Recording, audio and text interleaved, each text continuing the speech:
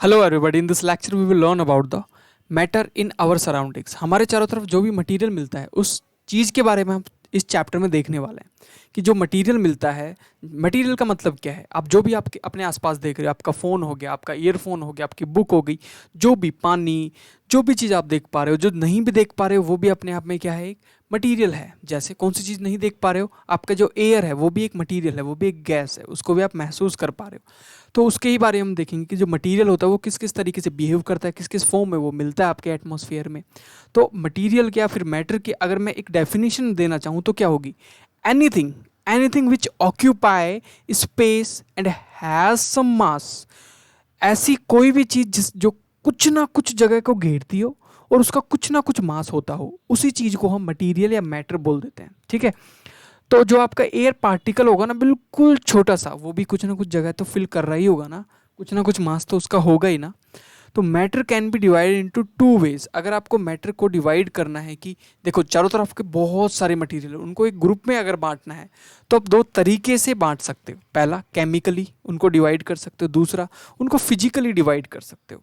देखो, chemically divide करने का मतलब है कि जो मैटर होता है या तो वो एलिमेंट होगा केमिकली, या वो कंपाउंड होगा, या वो मिक्सचर होगा। अब आपके दिमाग में कंफ्यूजन आ रही होगी कि what is the difference between element, compound और मिक्सचर। देखो, एलिमेंट का मतलब होता है, आपको पता है कि अपने एटमॉस्फेयर में जो पीरियोडिक टेबल है, जो अपने एटमॉस्फेयर में अगर कोई मुझसे पूछे कि प्योर फॉर्म में जो एलिमेंट्स हैं वो कितने हैं, जैसे hydrogen, helium, lithium, beryllium, boron, carbon, nitrogen, इस तरीके से कितने एलिमेंट हैं, तो 118 टाइप के एलिमेंट्स आपके एटमॉस्फेयर में एग्जिस्ट करते हैं।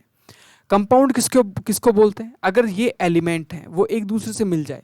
फॉर एग्जाम्पल, अगर यहाँ पे कंपाउंड का एग्जाम्पल लेना चाहूँ तो कंपाउंड का एग्जाम्पल ले सकता हूँ कि अगर हाइड्रोजन एक एलिमेंट है, ऑक्सीजन एक एलिमेंट है, ये दोनों मिल जाते हैं तो H2O मतलब पानी बना लेते हैं। तो ये जो H2O होगा ना, वो कंपाउंड होगा। अब तीसरा क्वेश्चन आएगा, फिर मिक्सचर क्या होता है भाई, what is the meaning of the mixture. तो मिक्सचर का मतलब होता है कि दो कंपाउंड्स का मिल जाना। जैसे H2O में अगर NaCl मिला दूँ, मतलब पानी और नमक को मिला दूंगा, तो वो एक मिक्सचर होगा। तो केमिकली हम इनको तीन फॉर्म में डिवाइड कर सकते हैं कि कोई भी एलिमेंट हो सकता है, या कंपाउंड हो सकता है, या मिक्सचर हो सकता है। लेकिन इंपॉर्टेंट जो है, जिसको हम डिटेल में पढ़ने वाले हैं, वो फिजिकल प्रॉपर्टीज़ के अकॉर्डिंग हम इनको तीन पार्ट में डिवाइड कर सकते हैं। या तो कोई मटीरियल, फिजिकल प्रॉपर्टीज़ का मतलब है देख के, छू के, टच करके, फिजिकल बिहेवियर को देख के हम किसी भी मैटर को या तो सॉलिड बोल सकते हैं, या लिक्विड बोल सकते हैं, या गैस बोल सकते हैं। What is the meaning of the solid, what is the meaning of the liquid, what is the meaning of the gas, है ना। यही हम इस पूरे लेक्चर में देखेंगे। तो चलिए देखना स्टार्ट करते हैं। बेसिकली अगर मैं ऊपर ऊपर से बताऊं तो गैस का मतलब होता है कि ऐसे पार्टिकल जो थोड़े दूर दूर रहें, और लिक्विड में थोड़े और पास आ जाते हैं पार्टिकल्स, और आपके सॉलिड में कंप्लीटली पास आ जाते हैं, इस तरीके से। तो ये आपका गैसियस फॉर्म, ये आपका लिक्विड फॉर्म, ये आपका सॉलिड फॉर्म। इस तरीके से आप तीन फॉर्म में बांट सकते हो। सबसे पहले हम बात करेंगे मैटर जो है वो किससे मिलके बने होते हैं, पार्टिकल से। और पार्टिकल्स किस तरीके से बिहेव करते हैं, इसी चीज़ को पहले हम सीखेंगे। तो everything around us is made up of small particles. हमारे चारों तरफ जो भी आप देख पा रहे हो, जो भी चीज़ आप देख पा रहे हो, पक्का छोटे छोटे पार्टिकल से मिलके बनी हुई है। Those small particles which make up matter are atom या फिर मॉलिक्यूल्स। जिन पार्टिकल से ये मिलके बने हुए हैं, या फिर जो आपके पार्टिकल मिलके बने हुए, या तो वो एटम से हैं या फिर वो मॉलिक्यूल से हैं। अब आपके दिमाग में फिर से क्वेश्चन आ रहा होगा, एटम और मॉलिक्यूल में क्या डिफरेंस होता है। तो एटम का मतलब होता है, फॉर एग्जांपल अगर मैं बात करूं, जो मैंने एलिमेंट्स की बात की थी, जैसे मैंने यहाँ पे मैं बोलूँ कि एल्यूमिनियम का मेटल है, एल्यूमिनियम आपका रखा हुआ है, तो उसके अंदर एल्यूमिनियम के जो पार्टिकल होंगे वो एल्यूमिनियम के एटम होंगे। लेकिन दो अलग अलग एटम मिलके एक मॉलिक्यूल को बनाते हैं, जैसे H2O। पानी के अंदर क्या छोटे पार्टिकल होंगे, वो किसके होंगे, H2O के। लेकिन एल्यूमिनियम के अंदर किसके होंगे, Al के। Al क्या है, एटम। H2O क्या है, दो एटम का मिलान। मिलान मतलब मिले हुए हैं दो एटम, उसको क्या बोलेंगे, मॉलिक्यूल बोलेंगे। समझ में आ गई इतनी बात, ओके। आगे बढ़ते हैं हम।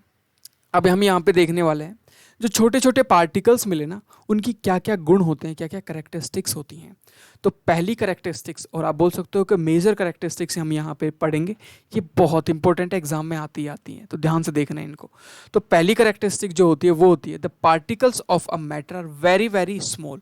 स्मॉल इन साइज होते हैं, जितने भी आपके पार्टिकल्स होते हैं मटेरियल के, या तो वो एलिमेंट हो सकते हैं या वो मॉलिक्यूल हो सकते हैं, तो पहले मैंने आपको बताया। नेक्स्ट जो चीज़ है दूसरी, the particles of matter have space between them. जो भी आपके मैटर होगा उनके जो पार्टिकल्स होंगे उनके बीच में क्या प्रेजेंट होगा, स्पेस, जगह प्रेजेंट होगी। आप बोलोगे जगह कैसे प्रेजेंट हो सकती है, बहुत बारीक सी माइक्रोन के बराबर स्पेस प्रेजेंट होता है। The particles of matter are constantly moving. जितने भी आपके पार्टिकल्स होते हैं आपके मटेरियल के, वो बार बार मूव करते हैं, एक जगह से दूसरी जगह मूव करते हैं। क्लियर होती है बात। The particle matter attract each other. जितने भी पार्टिकल्स होते हैं मटेरियल के वो एक दूसरे को अट्रैक्ट करते हैं। समझ में आ गई बात। इतनी बातें आपको याद रखनी है।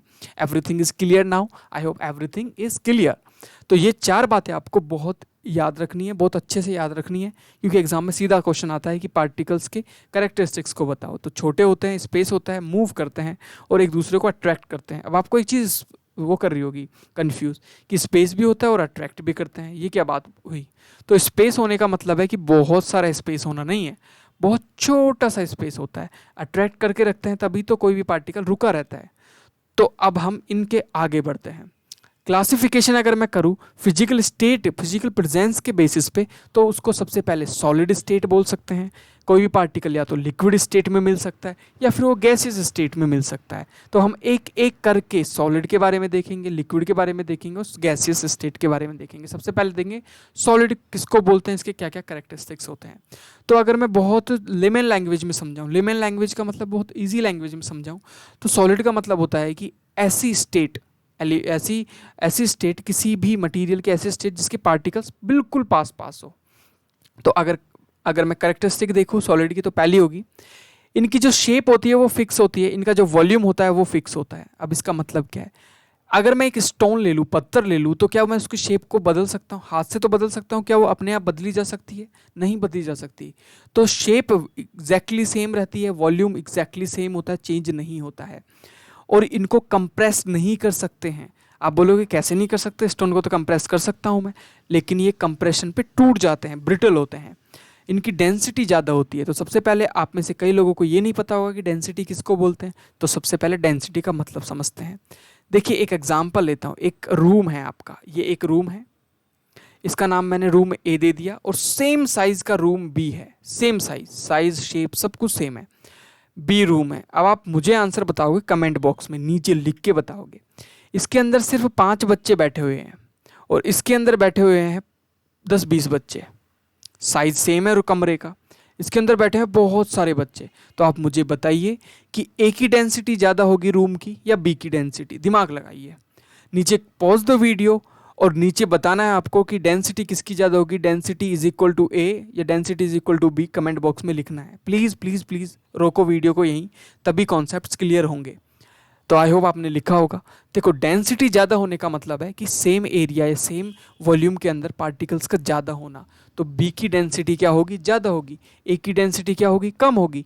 सिंपल सी बात है, बहुत सिंपल सी बात है। क्लियर। आगे चलते हैं हम। सॉलिड को किसी भी कंटेनर में आप डालोगे ना, जैसे एक सिलेंडर में डाल दिया मैंने एक स्टोन को, तो वो कंटेनर को कंप्लीटली फिल नहीं करता है। Do not fill their container completely. समझ में आ गई इतनी बात, ओके। फ्लो नहीं करते हैं भाई। अभी ये कंटेनर वाला कॉन्सेप्ट अभी दिमाग में अटक रहा होगा, तो दोबारा समझो।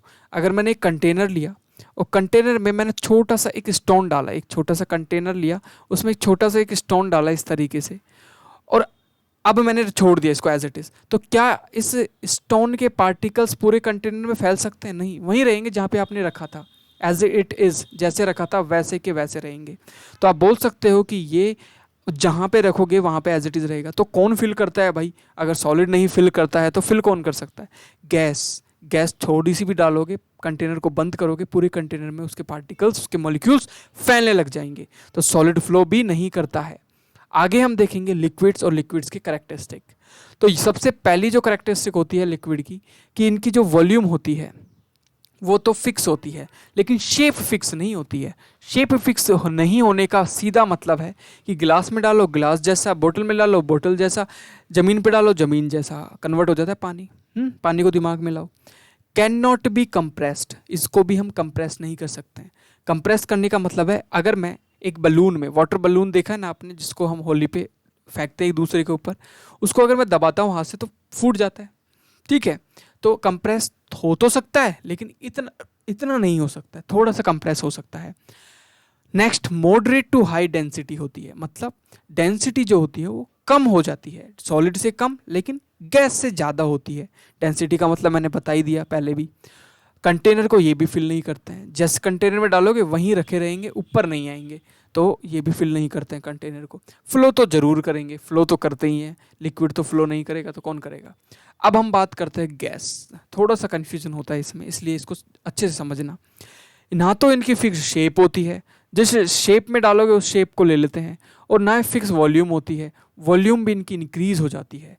जैसे मैंने एक बड़ा सा कंटेनर लिया, एक बड़ा सा कंटेनर में, बड़े से कंटेनर में मैंने क्या किया, एक थोड़ी सी गैस डाली, तो एक कंटेनर के हर कोने में पहुंच के उस कंटेनर के वॉल्यूम के बराबर खुद का वॉल्यूम कर लेगा। क्लियर होती है बात, इतनी बात आपको समझ में आती होगी। आगे देखेंगे हम यहाँ पे क्या गैस कंप्रेस हो सकती है कि नहीं हो सकती है। पॉज द वीडियो और नीचे बताओ कि कौन सी गैस, मतलब या बोल दो कि कौन से स्टेट में मटेरियल ज़्यादा कंप्रेस हो सकता है। ऑफ कोर्स गैसेस स्टेट में, तभी तो टायर में गैस डालते हैं, नहीं तो पानी नहीं डाल देते। तो गैसेस स्टेट सबसे ज़्यादा कंप्रेशन को ले सकती है, क्यों, इसके पार्टिकल दूर दूर होते हैं, जब कंप्रेशन लगाते हैं पास पास आते हैं, तो मैक्सिमम पास पास आने आ सकते हैं इसके पार्टिकल्स, तो बोल सकते हो मैक्सिमम कंप्रेशन झेल सकता है गैसियस फॉर्म। इसकी डेंसिटी बहुत ही कम होती है, पार्टिकल्स दूर दूर होते हैं, बहुत दूर दूर। कंटेनर को कंप्लीटली फिल कर देता है, किसी भी कंटेनर में डालो कंप्लीटली फिल कर देगा कंटेनर को। इजीली फ्लो करता है, जहाँ पे छोड़ दो इजीली फ्लो करता है, हवा जैसे बहती है उस तरीके से। अब हम बात करेंगे अगले टॉपिक की, जो कि है आपका, यहाँ पे होते स्टेट्स खत्म मटेरियल के। अब हम देखेंगे डिफ्यूजन के बारे में।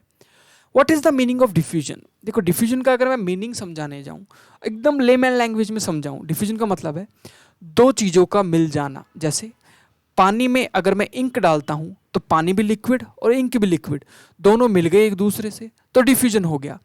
आप बैठे हुए दूसरे कमरे में आपकी मम्मी ने अगरबत्ती जलाई है, तो आपको दूसरे कमरे में स्मेल का आ जाना, तो जो अगरबत्ती की जो स्मेल है वो हवा में मिल गई, तो वो भी एक डिफ्यूजन हो गया। सॉलिड का सॉलिड में मिल जाना, वो कहाँ देखने को मिलता है, आपका जो चौक बोर्ड होता है ना, चौक वाला बोर्ड, उस पर आप कुछ भी लिखते हो और लिख के अगर आप 20 30 40 साल तक छोड़ दोगे तो वो चिपक जाएगा, अंदर चला जाएगा उस बोर्ड के अंदर, तो वो डिफ्यूजन ही होता है। तो सॉलिड सॉलिड से भी मिल सकता है, गैस गैस से भी मिल सकती है। तो दो स्टेट्स में दो चीज़ों का मिलना, इसको ही दो पार्टिकल्स का स्प्रेड होना, इसको ही हम डिफ्यूजन बोलते हैं। क्लियर होगी बात। तो डिफ्यूजन का मतलब आपको समझ में आ गया होगा कि डिफ्यूजन का मतलब होता है स्प्रेडिंग आउट ऑफ पार्टिकल्स, मतलब किसी भी दो मिक्स के अंदर उसके पार्टिकल्स का घुल जाना, समझ में आएगा, उसको हम डिफ्यूजन बोलते हैं। डिफ्यूजन किस किस के बीच में हो सकता है, दो सॉलिड्स के बीच में हो सकता है, मैंने एग्जांपल देके आपको अभी समझाया। लिक्विड लिक्विड में भी डिफ्यूजन हो सकता है, गैस से गैस में भी। लोगों को कंफ्यूज होती है, लोग सोचते हैं सिर्फ गैस गैस में मिल सकती है, बाकी कुछ भी नहीं मिल सकता। लिक्विड भी तो लिक्विड में मिल सकता है ना भाई, उसको भी तो डिफ्यूजन बोलेंगे ना। सॉलिड भी तो सॉलिड में मिल सकता है ना, कैसे मिलता है सॉलिड सॉलिड में। अरे यार आपने कोई भी एक चौक लिया, उसको बोर्ड पे लिख के 10 20 5 साल तक भी छोड़ दिया, तो जो बोर्ड पे लिखा हुआ चौक है ना, वो भी तो सॉलिड फॉर्म में था, वो पूरा बोर्ड पे चिपक जाएगा, छूटेगा नहीं, तो वो भी तो डिफ्यूजन हुआ ना। पेंट करते हैं दीवार पे, वो भी तो चिपक जाता है। तो यही होता है सॉलिड का सॉलिड में डिफ्यूज हो जाना पार्टिकल्स का। अब हम देखेंगे यहाँ पे टेम्परेचर को किस यूनिट में मेजर करते हैं। नेक्स्ट टॉपिक है टेम्परेचर की यूनिट को मेजर करने का तरीका। देखो टेम्परेचर दो तरीके से मेजर किया जाता है, पहला डिग्री सेल्सियस में, दूसरा केल्विन में। हम किस में करते हैं, इंडिया में डिग्री सेल्सियस में करते हैं, लेकिन आपको क्वेश्चन पूछ लेते हैं कि केल्विन और डिग्री सेल्सियस में कन्वर्ट करो, तो एक फॉर्मूला याद रखना है, टेम्परेचर इन केल्विन जो इक्वल होता है वो होता है temperature in degree Celsius plus में 273.15 भी आता है, उसको लगाने की ज़रूरत नहीं है, इतना काफ़ी है। तो ये फॉर्मूला आपको हमेशा याद रखना है कि temperature in kelvin plus equal to temperature in degree Celsius plus 273। तो ये आपको याद रखना है।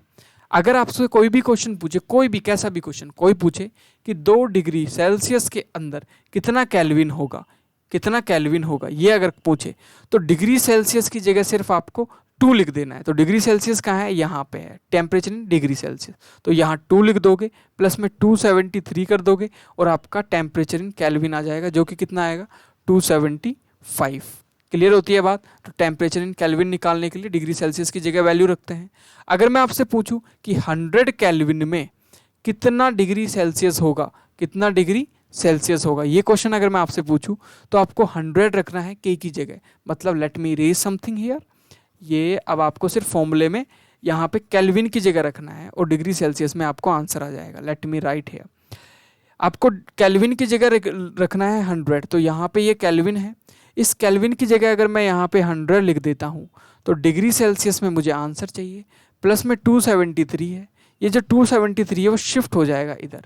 तो यहाँ पे लिख सकते हो 100 minus 273 which is equal to temperature in degree Celsius, जो कि आएगा माइनस का 173 degree Celsius. This will be 173 degree Celsius.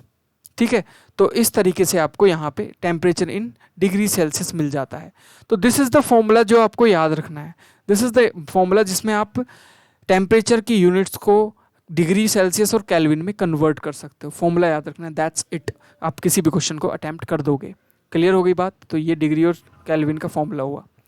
Next हम मूव करते हैं यहाँ पे, मटेरियल का जो स्टेट होता है वो किस किस तरीके से चेंज हो सकता है। मतलब कोई सॉलिड में है वो लिक्विड में बदला जा सकता है क्या, क्या लिक्विड गैस में बदला जा सकता है क्या गैस लिक्विड में बदली जा सकती है, बिल्कुल बदली जा सकती है। लेकिन किस तरीके से, दो ही तरीके हैं। कौन कौन से दो तरीके हैं? पहला तरीका है टेम्परेचर को चेंज करके, दूसरा तरीका है प्रेशर को चेंज करके। या तो आप टेम्परेचर को चेंज करके स्टेट बदल सकते हो या फिर आप प्रेशर को चेंज करके स्टेट बदल सकते हो। कैसे कर सकते हैं, ध्यान से देखना। टेम्परेचर को चेंज करके तो कैसे स्टेट बदलेंगे और प्रेशर को चेंज करके किस तरीके से स्टेट बदलेंगे, वही हम यहाँ पे देखने वाले हैं।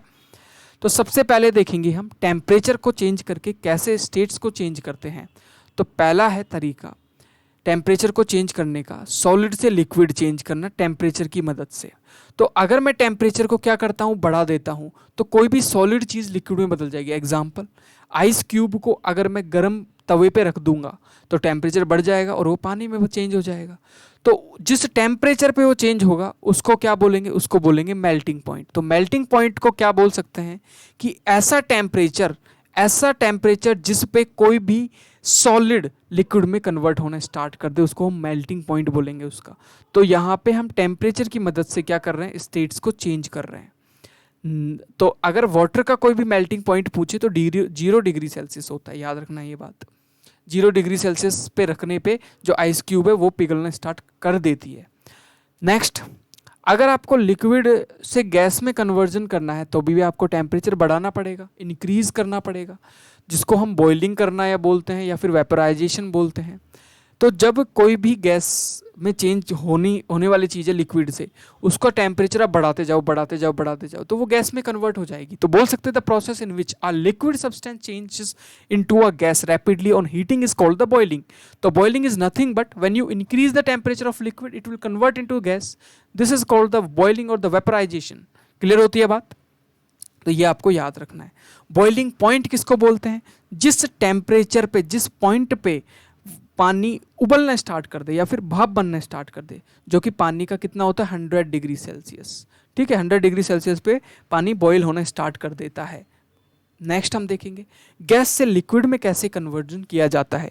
यहाँ पे टेम्परेचर को डिक्रीज किया जाएगा। क्या किया जाएगा, कम किया जाएगा। जब टेम्परेचर को गिराएंगे तो चीज़ें ठंडी होंगी जो आपकी गैस थी वो भी ठंडी होगी। आपने पानी गर्म किया होगा, पानी गर्म करते टाइम आपने देखा होगा छोटी छोटी पानी की बूंदें जम जाती है प्लेट पे। ऐसा इसलिए कि जो स्टीम आपकी आके प्लेट पे लगी है वो ठंडी हो जाती है, ठंडी होने के बाद में वो लिक्विड में चेंज हो जाती है। तो इस तरीके से इस प्रोसेस को हम कंडेंसेशन बोलते हैं। क्या बोलते हैं, कंडेंसेशन। देखो नाम याद रखना है, ये कंफ्यूज करता है।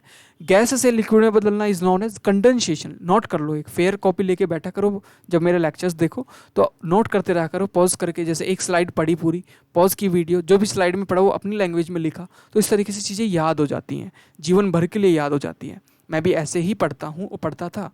ठीक है, अब आगे चलते हैं। नेक्स्ट, फोर्थ है तरीका लिक्विड टू सॉलिड चेंज। अगर लिक्विड से कोई भी चीज़ सॉलिड में कन्वर्ट करनी है तो उसको बोलते हैं फ्रीज करना। इसमें क्या करना है, पानी को बर्फ़ बनाना है बेसिकली। तो टेम्परेचर को बहुत बहुत बहुत कम करना होगा। ठीक है, 0 डिग्री से भी कम, -1 -2 करना होगा। तो फ्रीजिंग का बेसिकली मतलब होता है, फ्रीजिंग का मतलब होता है टेम्परेचर को गिरा के लिक्विड को सॉलिड में बदल देना, पानी को बर्फ़ में बदल देना। फ्रीजिंग पॉइंट का मतलब होता है कि ऐसा टेम्परेचर जिस पे वो जमना स्टार्ट कर दे।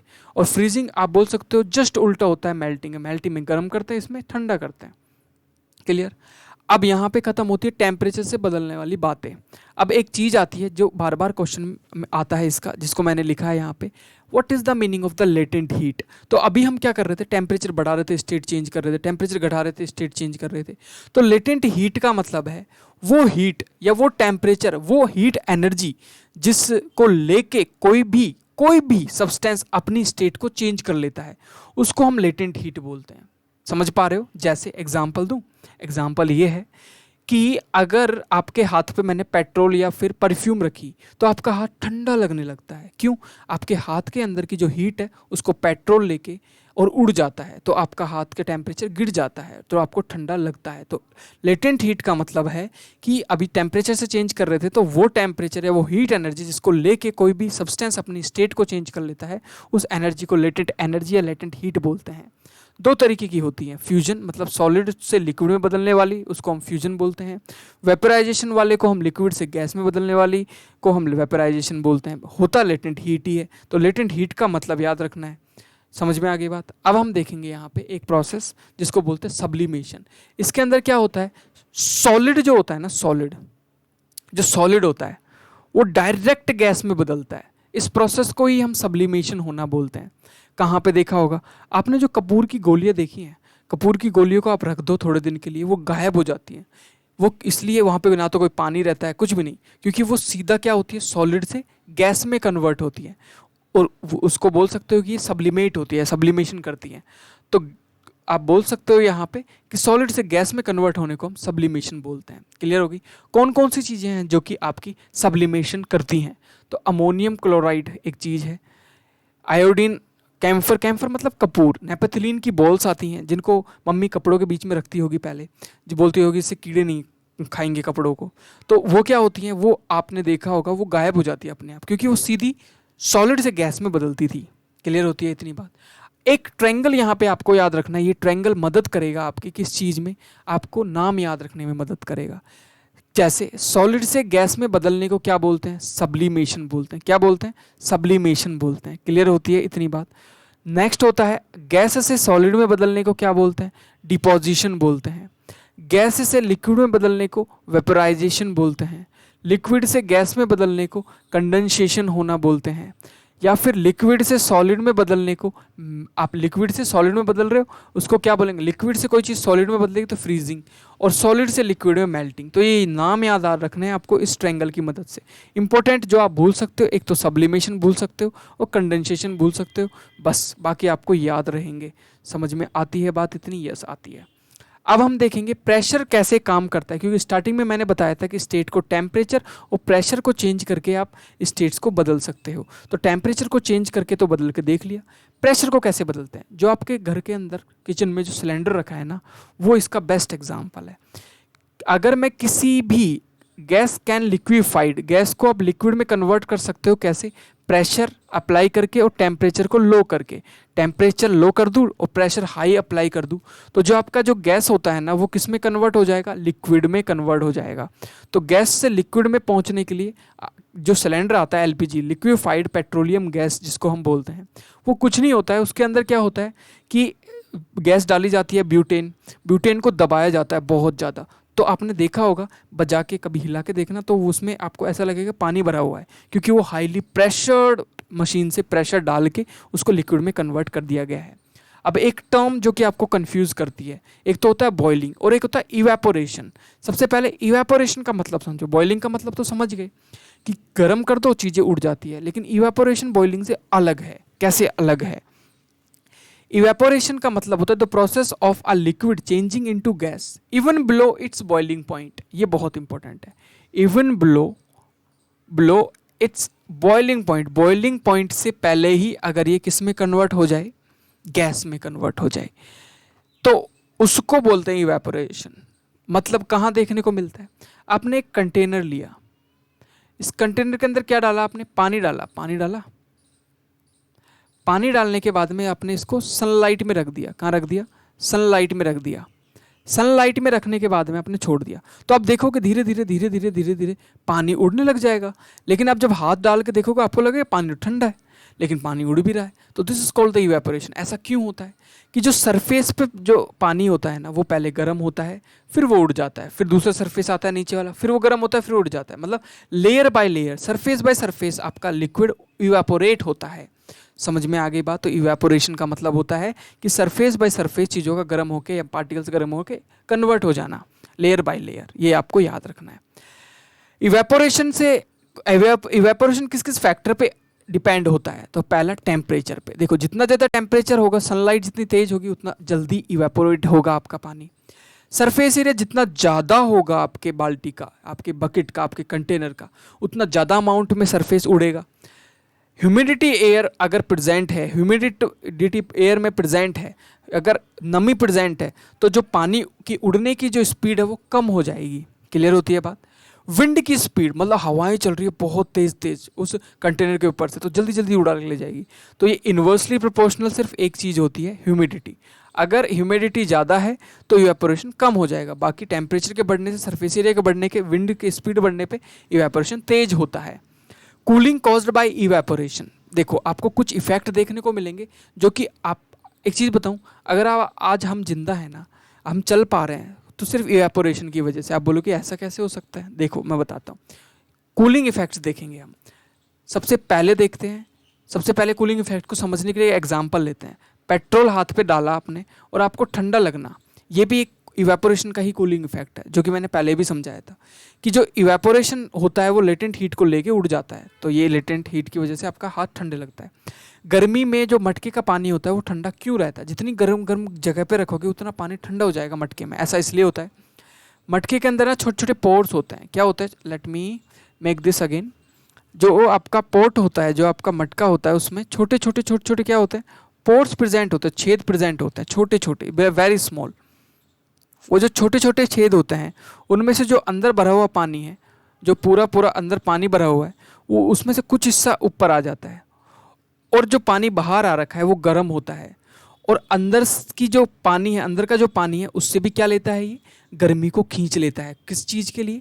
उड़ने के लिए, इवेपोरेट होने के लिए, इवेपोरेट होने के लिए। तो इस प्रोसेस को अगेन एंड अगेन जब ये पार्टिकल्स दोहराएंगे, अगेन एंड अगेन रिपीट करेंगे, तो अंदर के पानी में से बिल्कुल हीट नहीं रहेगी और बिल्कुल ठंडा हो जाएगा अंदर का पानी। तो अंदर से हीट लिए जाती है, बाहर के टेम्परेचर की वजह से भी गर्म होता है और ये इवेपोरेट होकर उड़ जाता है। फिर दूसरे पोर्ट्स पे पानी की बूंदें आती है, फिर अंदर से वो हीट लेती हैं, बाहर से वो इवेपोरेट होकर उड़ जाती हैं। तो इस वजह से गर्मी में मटके का पानी ठंडा रहता है। सबसे इंपॉर्टेंट चीज़, जो हमारी स्वेटिंग होती है ना, उसकी वजह से हमारे बॉडी का टेम्परेचर नॉर्मल रहता है। हमारे अंदर अगर टेम्परेचर बहुत इंक्रीज हो जाए जितना बाहर है, तो हमारे ऑर्गन्स फेल हो सकते हैं। तो पसीना जब आता है तो हमारे जो पसीना होता है वो अंदर की गर्मी को खींचता है, खींच के बाहर के गर्मी से मिल के इवेपोरेट होता रहता है, जिसकी वजह से हम जितनी गर्मी में बैठते हैं उतना ज़्यादा हमें पसीना आता है। अगर गर्मी में बैठने पे पसीना नहीं आएगा तो हमारी बॉडी के अंदर का टेम्परेचर इतना इंक्रीज हो जाएगा कि हम सर्वाइव नहीं कर पाएंगे। तो this was the complete chapter. If you have any doubt please let me in the comment section. बेशक आप कोई भी क्वेश्चन डाल सकते हो नीचे, मैं उसका आंसर दूंगा। Please do subscribe this channel, और आप कोई भी फीडबैक हो वो भी आप हमें बता सकते हो। Thank you.